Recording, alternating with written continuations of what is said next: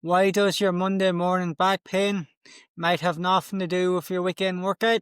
Picture this. You had a sensible weekend, maybe a gentle walk on Templeton Beach, some light gardening, nothing strenuous. You felt fine going to bed Sunday night. Then Monday morning hits. You wake up and your back feels like you've been hit by a truck. The familiar ache is there. Maybe some stiffness shooting down your leg. Your first thought, what did I do wrong this weekend? But here's what might shock you. That Monday morning pain probably has nothing to do with how you move your body. It has everything to do with how your mind processed the weekend and what's waiting for you on Monday morning. Today, we're diving into the stress back pain connection, how your nervous system can turn up the volume on pain signals, and most importantly, simple tools you can use starting today to turn that volume back down. Quick reminder before we start, this podcast is for education only. I'm not your doctor or mental health professional. If you're experiencing severe anxiety, depression, or thoughts of self-harm, please reach out to your GP or a mental health service immediately.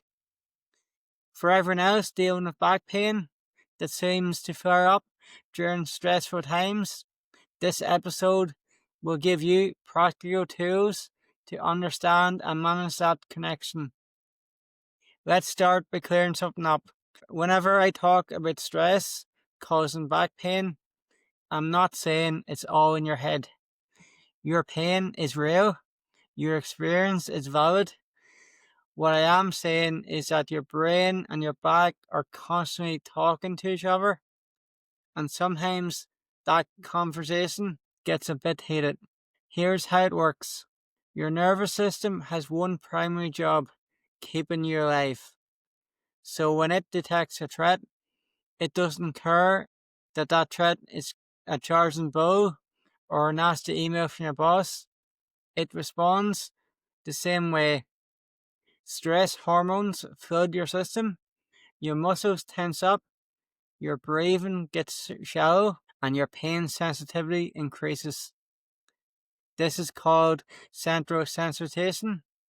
Your nervous system becomes hypersensitive and it starts treating normal sensations as dangerous ones. Think of it like a smoke alarm that's too sensitive. A little bit of steam from the shower sets it off. A piece of burnt toast triggers a full alarm. Your nervous system can work the same way with pain signals. Let's get specific about why Monday mornings are often the worst for back pain. The Sunday night dread when you're lying in bed, your mind starts racing, the presentation you need to give, the deadline looming, the difficult conversation you've been avoiding, the kids' schedules, the household tasks that are still piling up. Your nervous system doesn't distinguish between a real threat and an imagined one.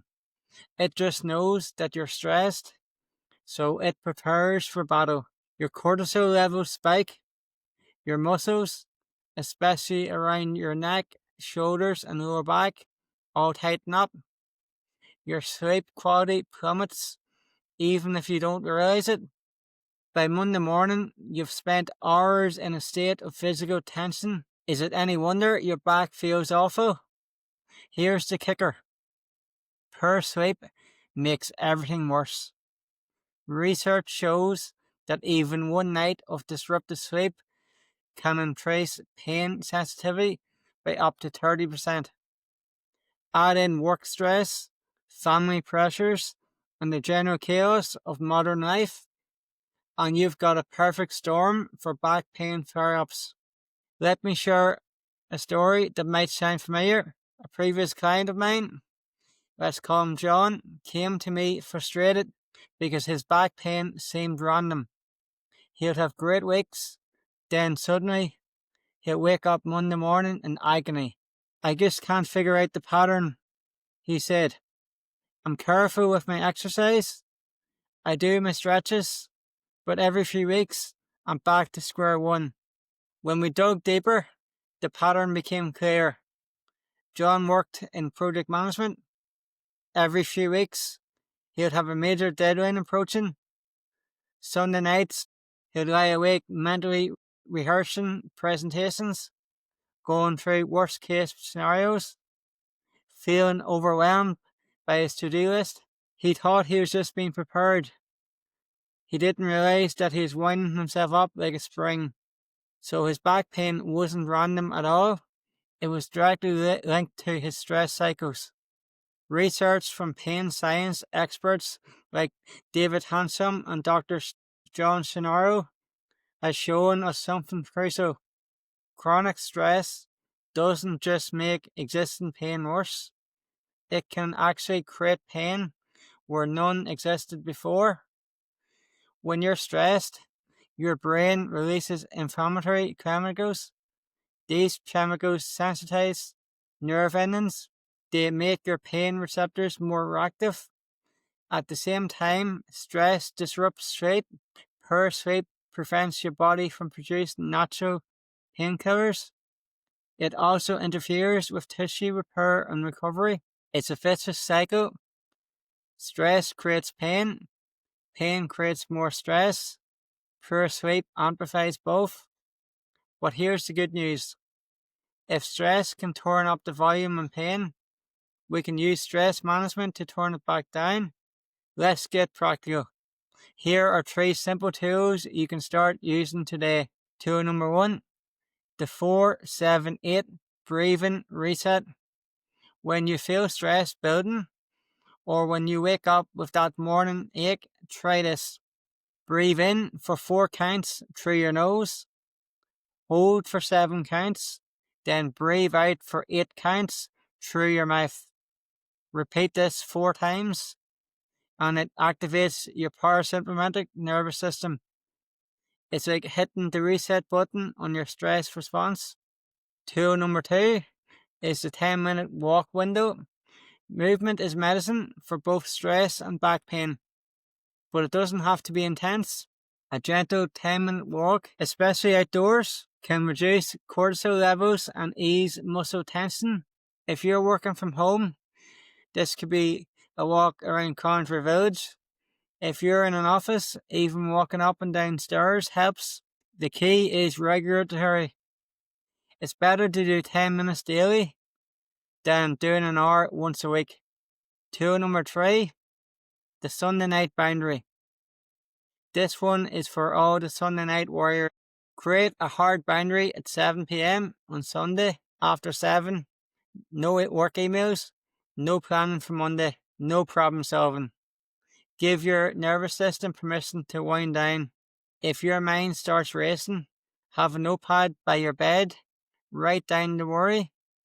Tell yourself you deal with it Monday. Often, just getting it out of your head and onto paper helps. Don't use your phone but to create the note, because then you could end up checking the work email. If you're listening and thinking, this stress stuff makes sense, but I need more tools, I've got something for you. I've created a free stress kill kit specifically for people dealing with stress. It's specifically for people dealing with stress-related back pain. It includes breathing exercises, sleep optimization tips, and a simple daily journal prompt to help you spot your stress patterns. DM me Toolkit on Instagram at Templetown Strength Conditioning. Now let's talk about what happens when you start managing stress consistently. When John started implementing these stress management tools, the changes were gradual but significant. Week 1, he noticed his Sunday night sleep improved slightly. Week number 2, his Monday morning stiffness was less severe.